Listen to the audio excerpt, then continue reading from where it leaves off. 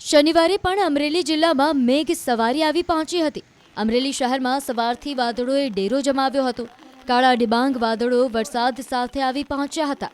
શહેરીજનો ઉઠે તે પહેલા જ વરસાદ પડતા તેમનું શહેર પાણી પાણી થઈ ગયું। શહેરના રાજકમલ ચોક, માણેકપરા, ટાઉન હોલ સહિતના વિસ્તારમાં પાણી ભરાયા હતા। સવારમાં વરસાદે સપાટો બોલાવતા કામ ધંધે જતા લોકો પણ અટવાયા હતા। બીજી તરફ અમરેલીના નાના ભંડારિયા ગામમાં તો ગણતરીની મિનિટોમાં જાણે આભ ફાટ્યું હોય તેવી સ્થિતિનું નિર્માણ થયું। અનરાધાર વરસાદના પગલે ગામની નદી ગાંડીતૂર બનીને ગામની બજારોમાં ફરી વળી હતી, જેથી શેરીઓ નદી બની ગઈ હોય તેવા દ્રશ્યો સામે આવ્યા। નદીમાં પૂર આવતા લોકો ફસાયા હતા। કેટલાક લોકો જોખમી રીતે પસાર થતા પણ નજરે પડ્યા તો નદીના પાણી પુલ પરથી વહેવા લાગતા કેટલાક લોકો જોખમી રીતે પસાર થયા। દ્રશ્યોમાં જોઈ શકાય છે કે લોકો પોતાની આખી ડૂબેલી બાઇક સાથે નીકળી રહ્યા છે।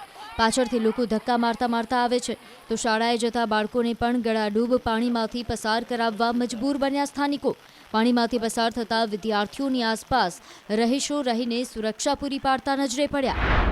તો અમરેલીના વડેરા, સણોસરા, રંગપુર, બરવાડા, બાવીસી સહિતના ગામોમાં ભારે વરસાદથી ગામની બજારો નદી બની ગઈ તો ગામની સ્થાનિક નદીમાં પૂર આવતા વડેરા તરફનો વાહન વ્યવહાર થયો બંધ।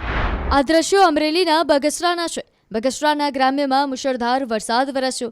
માવજી જવા ગામની સ્થાનિક નદીમાં પૂર આવ્યું, જેથી મુખ્ય રસ્તા પર નદીના પાણી ફરી વળ્યા। ગામની મધ્યમાંથી નદી પસાર થતાં ગામ બે ભાગમાં વહેંચાયું તો ગામની બજારોમાં પણ નદીની માફક વરસાદી પાણી વહેતા થયા।